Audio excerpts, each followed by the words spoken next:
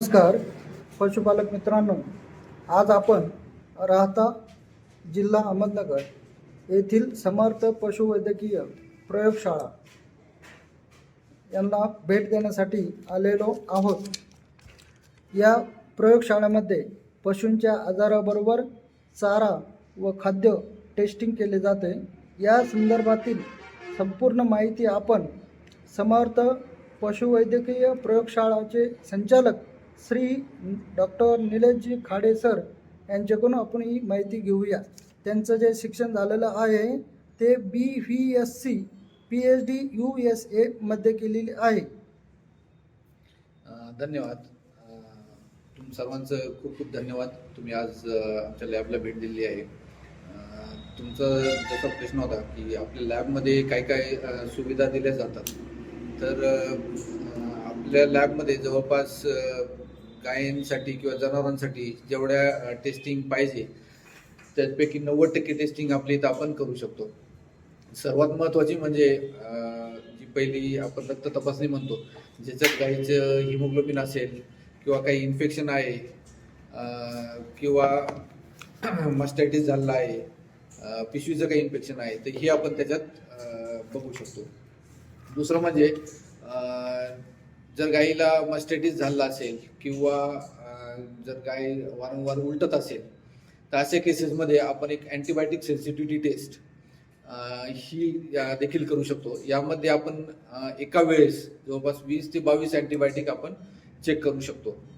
याचा फायदा असा होतो की कमी वेळेत आपण जास्तीत जास्त अँटीबायोटिक चेक करू शकतो। आणि दुसरं म्हणजे कुठलं अँटीबायोटिक 20 किंवा 22 अँटीबायोटिकपैकी कुठल्या अँटीबायोटिकचा सगळ्यात जास्त रिस्पॉन्स आहे किंवा चांगलं ॲक्शन आहे हे देखील आपण त्यात बघू शकतो। म्हणजे इतर किंवा जास्त खर्च करण्यापेक्षा जे अँटीबायोटिकचा चांगला रिस्पॉन्स आहे ते देखील आपण डायरेक्टली तिथे वापरू शकतो।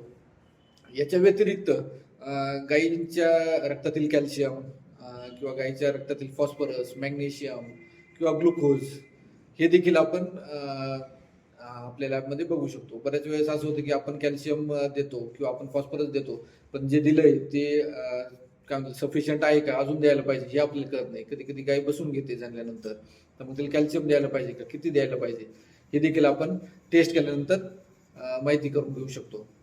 याच्या व्यतिरिक्त बऱ्याचशा वेळेस असं होतं की गाय झाल्यानंतर गाय किटोसिसमध्ये जाते। 20, 25, 30 लिटरची दूध देणारी गाय असेल समजा तुमची, तर ती बऱ्याचशा वेळेस असं होतं की ती किटोसिसमध्ये जाते। तर त्या केसेसमध्ये आपण इवन किटोसिस सुद्धा आपण लॅबमध्ये चेक करू शकतो। तुम्ही लघवीचा सॅम्पल जर घेऊन आले तर आपण किटोसिस देखील टेस्ट करून देऊ शकतो। या व्यतिरिक्त वेगवेगळे जे आजार आहेत जसं की ब्रुसेल्ला आहे, तर ब्रुसेल्ला आजार झाल्यानंतर बरेच वेळेस असं होतं की गाय घाबरते किंवा गाय नॉर्मल जरी जणली तरी उलटते वारंवार, तर ही देखील आपण ब्रुसेल्लाची टेस्टिंग आपण लॅबमध्ये करू शकतो। तर याच्या व्यतिरिक्त आपण गायांना देणारा जो चारा आहे किंवा गायांना देणारा जे खाद्य आहे ते देखील आपण लॅबमध्ये टेस्ट करू शकतो। त्यात किती प्रोटीन आहे, किती फॅट आहे, किती फायबर आहे, किंवा कधी कधी आपण मुरगाच बनवतो त्यात ऑक्झॅलिक ॲसिडचा प्रॉब्लेम असतो, तर हे देखील आपण लॅबमध्ये चेक करू शकतो। बऱ्याच वेळेस असं होतं की आपण म्हणतो की आपली मक्याचा मुरगास आहे याच्यात साधारणतः एवढं टक्के आपल्याला प्रोटीन पाहिजे, पण तुमचं जमीन कधी कधी जमिनीतच नसतं तर ते मक्या देणार नाही। तर त्या केसेसमध्ये आपण बघू शकतो की आपल्या गायीला आपण जी मुरघास देतोय किंवा कुठलंही खाद्य देतोय तर त्या खाद्यामध्ये किती टक्के प्रोटीन आहे, किती टक्के फॅट आहे, फायबर आहे, तर हे आपण त्यात बघू शकतो। याच्या व्यतिरिक्त पावसाळ्याच्या काळांमध्ये बऱ्याचशा वेळेस टॉक्सिसिटीचा प्रॉब्लेम होतो। नायट्रेट टॉक्सिसिटी असेल किंवा सायनाइडची टॉक्सिसिटी होते, तर याची देखील आपण सॅम्पल लॅबमध्ये टेस्ट करू शकतो।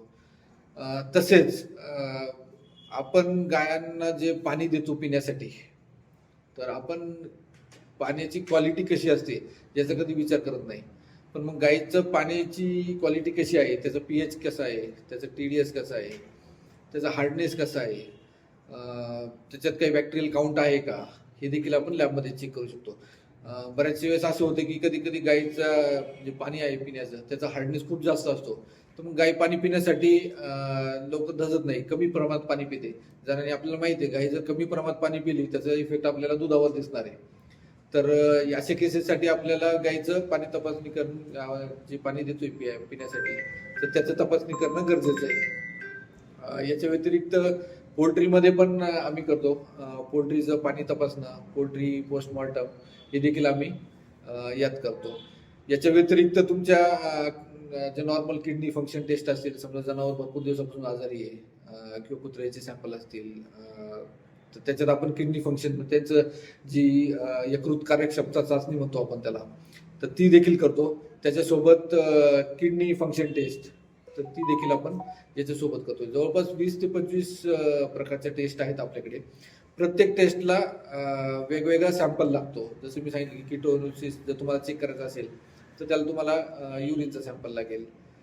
तुम्हाला जर मास्टायटिस चेक करायचं असेल त्यात तुम्हाला रक्ताचा प्लस दुधाचा असं सॅम्पल लागेल.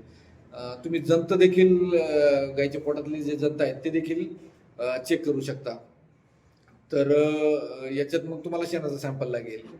तर असे वेगवेगळ्या प्रकारचे टेस्ट आहेत. वेगवेगळ्या प्रकारच्या टेस्टसाठी वेगवेगळ्या प्रकारचे सॅम्पल लागतात आपल्याला. तर सर आपला नंबर सांगा. माझा नंबर आहे 9075 55 65 53. प्रत्येक घ्या. 9075 55 65 53. मी डॉक्टर खाडे. ओके, धन्यवाद सर.